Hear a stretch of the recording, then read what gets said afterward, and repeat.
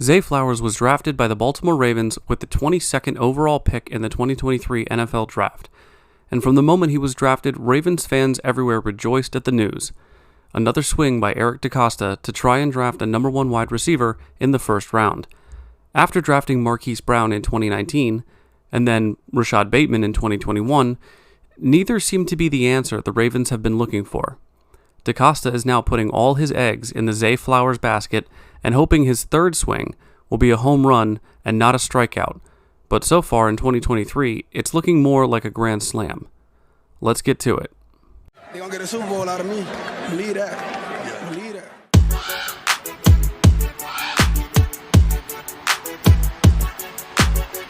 I'm a Raven. It's on.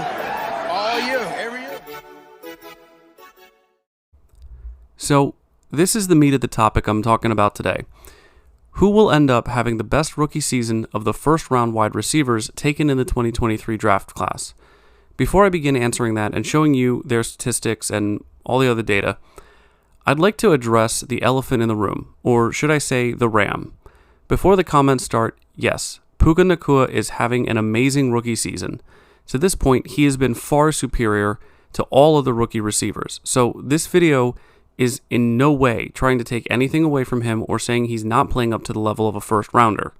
My focus for this video is to discuss the trajectory of the first round wide receivers from how they've played so far to week 6 and where I expect them to be by the end of the season. So, Zay Flowers is the Ravens' most promising hope at wide receiver since Marquise Brown's first game against Miami in 2019. But what Ravens brass as well as the fans are hoping for is not only electric play, but also consistency and reliability, something that has been in very short supply, it seems, with the Ravens organization at the receiver position. Zay Flowers was not, however, the first wide receiver chosen out of this year's most recent draft class. In fact, the wide receivers who would be drafted in the first round was one of the most hotly debated topics leading into the draft. When will the first wide receiver be taken, and who will it be? The top receivers in question were often the same names in varying orders, but it was almost always some combination of Jackson Smith-Njigba out of Ohio State, Jordan Addison from USC, Quinton Johnston from TCU, and Zay Flowers, Boston College. Early on in draft predictions, DraftWire of USA Today had Jackson Smith-Njigba going to the Carolina Panthers at 4th overall, followed by 5 other wideouts being taken in the first round and 2 more in the second. Jordan Addison was there and Quinton Johnston, but Zay Flowers wasn't on that list. Now, to be fair, this prediction was made on July 6th, 2022, well before the college or the NFL season even started. On April 25th, 2023, just 2 days before the draft, ESPN had the Tennessee Titans taking Jackson Smith-Njigba, or JSN as he started to be called, at 11th overall, Zay Flowers going right behind him at 12, taken by the Houston Texans. Then they predicted a gap before Quinton Johnston was taken by the New York Giants at 25, followed up by the Buffalo Bills 2 picks later, taking Jordan Addison at 27. In a way, this early prediction wasn't too bad. It got all 4 of the wide receivers taken in the first round correct, just not in the spots that they were taken, nor in the correct order, or taken by the right teams. But as you can see, between DraftWire's prediction and ESPN's almost a year later, predicting draft picks and especially draft orders can be really tough to nail down. We now know the order of picks, which happened to all be in a row, and teams that took the top 4 drafted wide receivers, which were JSN at 20 by the Seattle Seahawks, Quinton Johnston at 21 by the Los Angeles Chargers, Zay Flowers at 22 by the Baltimore Ravens, and Jordan Addison at 23 by the Minnesota Vikings, who back in July 6, 2022, was predicted to go to the Vikings and did. So, good job, DraftWire. So, we'll start out with the first wide receiver taken, Jackson Smith-Njigba of the Seattle Seahawks. Through 6 weeks, JSN has had what I would call a fairly expected rookie season on a Seattle Seahawks team that finds itself at 3-2 and has other wide receivers named DK Metcalf and Tyler Lockett on it. That being said, he has 16 receptions on 25 targets and 110 yards, with his longest catch going for 18. Like I said, it's not going to knock anyone's socks off, but the luxury that Seattle has is that they don't need him to be a Puka-type threat when they have 2 Pro Bowl caliber receivers ahead of him on the depth chart. I see this as a great year for JSN to learn the game from veterans like Lockett and to get adjusted to the speed of the game, as many rookies have to do. My end of the season numbers for him look something like this: 50 receptions on 75 targets, 425 yards, and 3 touchdowns. And barring any injuries or serious time missed by either Metcalf or Lockett, I don't really see much more production than this. We'll continue in order of draft position and take a look at Quinton Johnston from the Los Angeles Chargers. Now, Johnston suffers even more from the same issue that affects JSN's production. There are a lot of good receivers higher on the depth chart, so let me list out the guys right now that have more targets than him. Keenan Allen at 55, Josh Palmer 28, Mike Williams 26, Gerald Everett 19, then Quinton Johnston with 13. And I'll admit, I haven't watched much tape on Johnston since he was drafted, but his stat line reflects that of someone who is fourth on the wide receiver depth chart. Again, I'm not trying to bash the guy, he's incredibly talented. And I knew when he was drafted that he was going to see the field much less than some other rookies because of the talent that's in front of him. So far through 5 games, Quinton Johnston has 6 receptions on 13 targets for 44 yards, with his longest catch also being of 18. His yards per catch are at 7.3, but if you take out his 18-yard catch, he drops to 5.2 yards per catch, and with him going 6 of 13, his catch percentage is second lowest on the team at just 46.2%. Now, do I believe with more time and more opportunities he would boost all of those numbers? Yes, absolutely. Do I think much of that happens this season?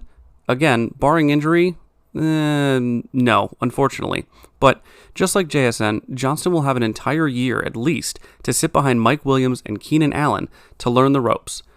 I have his season totals as such: 30 receptions on 50 targets for 280 yards and 2 touchdowns. His role will increase as he moves up the depth chart, and I think he will do well next year. Keeping with the order, next up is our own Baltimore Ravens rookie, Zay Flowers. Zay is the first rookie on this list that not only leads his team in targets and receptions after 6 weeks, but also in yards as well. On the season, Zay has 35 receptions on 48 targets for 367 yards and 1 touchdown, which he just got last week against the Titans in London. Zay has the opposite problem of the other wide receivers that we've covered so far, in that he was all but forced to be the wide receiver number 1 almost immediately in week 1 by being targeted 10 times against the Texans. Now, he did catch 9 of them and gained 78 yards, so that's probably why he's treated like a number 1. But to be honest, I think the Ravens would rather not have such a lopsided distribution of the target share. Just to show you what I mean, Zay has 2 targets less than Aguilar, Bateman, and OBJ combined at 50 targets. If you add Andrews and Zay together, they make up almost exactly 50% of the targets from the other 11 guys on the team. Lamar clearly trusts and believes in Zay and knows what he's capable of. After Zay told him to look for him in the Bengals game, and Lamar heaves it up there to him, Zay still came down with it, being blanketed by 2 guys for the 52-yard reception, his longest on the year. My season totals for Zay look a little different than the guys we've seen so far. 90 receptions, 120 targets, 1,000 yards, and 7 touchdowns. Now, these numbers are not out of pocket or me being a homer. If anything, I'm expecting a little bit of a dip in my predictions versus just pure calculations. He's on pace for having 136 targets, 99 receptions, and over 1,000 yards at 1,040, which, from what I've seen so far out of Bateman and OBJ, I see no reason to take targets or snaps away from Zay, and I don't think the Ravens will either. Now, I know we just covered the Ravens player, but please don't click off the video just yet, because our last first-round rookie is a very interesting case, and that's Jordan Addison of the Minnesota Vikings. The reason I say he's interesting is because the start of his season, in games 1 through 5, he was having a really good start to his rookie year, amassing 249 yards from 19 receptions on 29 targets and 3 touchdowns with a crazy 62-yard catch in week 2. He had a game against Carolina where he was only targeted once, but Justin Jefferson had 2 touchdowns in that game, so that might have been a factor. But that's my next point. Justin Jefferson is going to miss at least the next 3 to 5 games with a hamstring injury, and I don't think that'll help Jordan Addison. Here's why. Justin Jefferson is the engine that makes the Vikings go, and while I think a guy like Puka was able to burst onto the scene because no one knew what to expect with Cooper Kupp out, Addison has shown what he can do with Jefferson there, but without Jefferson taking most of the heat from defenses, I think most of that pressure will turn to Addison. Last week, Addison had 3 receptions on 5 targets for 28 yards and a touchdown. And yes, he had a touchdown in that game, and that's good. But that was against the Bears team that ranks 29th in the league against the pass and has given up 12 touchdowns through the air. Most of the Chargers' next 3 to 5 defenses are significantly higher ranked against the pass. 49ers, who are 10th, Packers, who are 9th, Falcons, who are 4th, Saints, who are 6th, and then it's the Broncos, who are 30th. The Vikings are not the same as they were last year, and they most definitely are not the same without Jefferson threatening defenses on every play. I have a bad feeling these next several games we'll see the Vikings fall completely out of contention for the playoffs, and unfortunately for Addison, that might mean a lot of changes if this team doesn't decide to start a rebuild. My final totals for Jordan Addison are 65 receptions on 100 targets for 800 yards and 8 touchdowns. I see Addison in a similar role as Zay, but unfortunately, unless Jefferson comes back fully recovered and puts up numbers like before, it's going to be a lot harder for Addison to support Cousins than it would be for Zay to support Lamar, who, after all, is used to having only Andrews. So, those are my breakdowns of all 4 of the first-round rookies in this year's draft. Maybe I will do a breakdown of Puka's first year soon, but I need to see how Cooper Kupp coming back impacts him. So far, it doesn't look like his target share is taking too much of a hit, especially if Stafford wants to keep up his ridiculous 38 attempts per game average that he has at this point. Anyway, I hope you guys enjoyed this video, and I hope maybe it gave you some insight into how these other rookie wide receivers are doing around the league. I know I had a really fun time researching and getting into these 4 different players and learning about them. I guess I'll have to keep watching these guys to see how close my predictions are. As always, if you liked the video, please leave a like and subscribe to my channel for more content like this. I did just hit 200 subscribers and I am psyched for that. So be on the lookout for more videos soon. Stay safe out there, guys, and I'll see you later.